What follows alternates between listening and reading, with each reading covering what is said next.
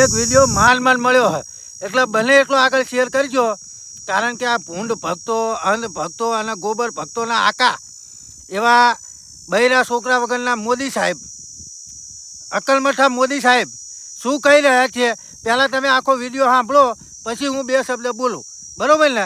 એટલે બને એટલો શેર કરો, ગુજરાતના ખૂણે ખૂણે આ વિડીયો પહોંચવો જોઈએ, એટલો આગળ શેર કરવાની જવાબદારી મિત્રો તમારી છે. દૂધ મોંઘું થયું એનું પાપ આ દિલ્હી સરકારને માથે જાય છે.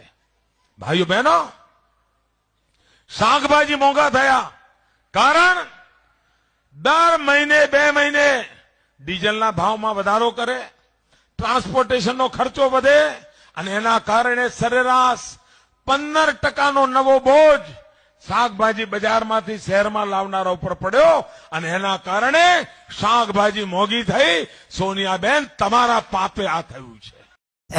અને ભક્તોના આકા મોદી સાહેબ, હવે તમે દિલ્હી ઉપર રાજ કરો હો, બરોબર? તો અત્યારે 20%નો બોજો તમે ડીઝલ, પેટ્રોલ, ગેસ, દૂધ આ બધામાં નાખ્યો તો એનું પાપ કોને લાગશે? તમને લાગશે. તમે જ્યારે વિરોધ પક્ષમાં હતા ને ત્યારે કોંગ્રેસની બજાવવામાં કંઈ બાકી નહોતું રાખ્યું. આ તમારા જ શબ્દો હ.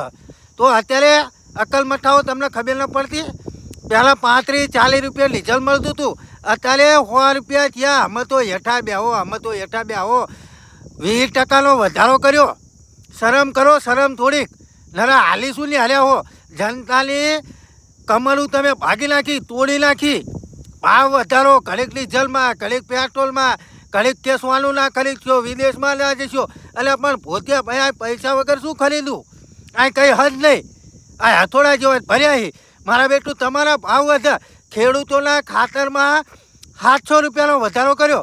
1500 રૂપિયાનું ડીએપી ખાતર આવતું હતું, એ અત્યારે 2250 રૂપિયા થઈ ગયું. તો એ તમને નહીં દેખાય? હાલે મારા બેટા નરા હાલી જ નહીં હારો હો. શરમ કરો, શરમ. ખેડૂતોનું તમે લૂંટીને ખાવા મળ્યા. ખેડૂતોનું તમારા ભાવ વધતા જાય, ખેડૂતોના મોલનો કોઈ ભાવ નહીં. અને ખરેખર જો મિત્રો સાચું લાગે ને તો આ વિડીયો હે મોદી સુધી શેર કરો જ તે, કારણ કે એને પણ ખબર પડે કે ગુજરાતની, ભારતની હાલત દશા ખેડૂતોની. એટલે બને એટલો આગળ શેર કરો.